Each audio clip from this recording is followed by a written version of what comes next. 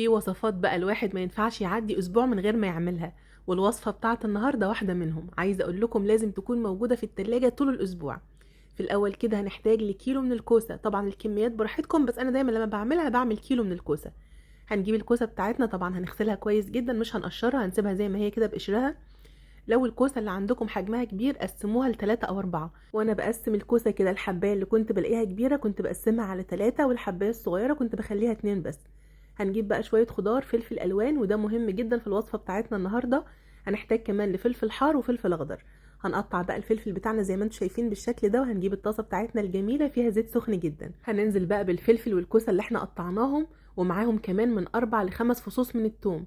طيب يا مروه احنا مش عايزين نقليها، اعمليها في الاير فراير. حطيهم على صينية فرن كده ومعلقتين من الزيت، واشوي الكوسة واشوي الفلفل في قلب الفرن. طبعا الفلفل ما بياخدش وقت على النار زي الكوسة. اول لما تلاقوا ان الفلفل بدأ يدبل بس كده هو والثوم، هنطلع الفلفل ونطلع الثوم.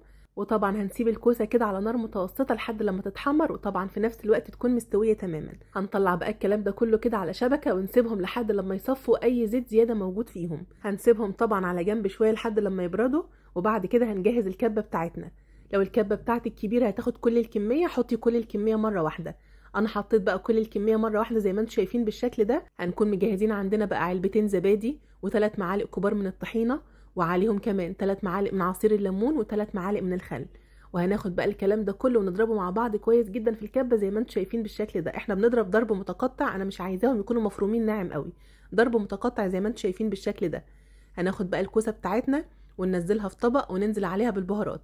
البهارات هتكون عبارة عن ملح وكمون وكزبرة وفلفل اسود، وهنكون مجهزين عندنا كمان حوالي نص حزمة شبت مع كزبرة، ونقطعهم كده قطع صغيرة ونحطهم فوق الكوسة بتاعتنا.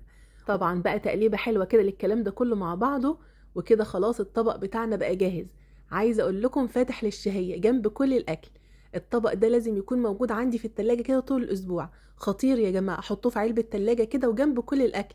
جنب بطاطس محمرة بقى كده، جنب بصارة، جنب فول وطعمية، جنب سمك، بجد هو فاتح للشهية. لو عندك بقى اي حد في البيت ما بيحبش الكوسة وعملتيها بالطريقة دي، انا متأكدة ان هو هيغير رأيه فيها تماما. جربوا تعملوا الكوسة بالطريقة دي، وانا متأكدة انها هتعجبكم وهتعجب كل اللي هياكلها عندكم في البيت. وكده خلاص بقى خلصنا، والفيديو بتاعنا خلص. يا رب الفيديو يكون عجبكم. وكالعادة وزي كل يوم هقول لكم ما تنسوش يا جماعة، لو الفيديو بتاع النهاردة عجبكم تعملوا ايه؟ تعملوا لايك وشير للفيديو. اشوفكم على خير بقى في الفيديو اللي جاي.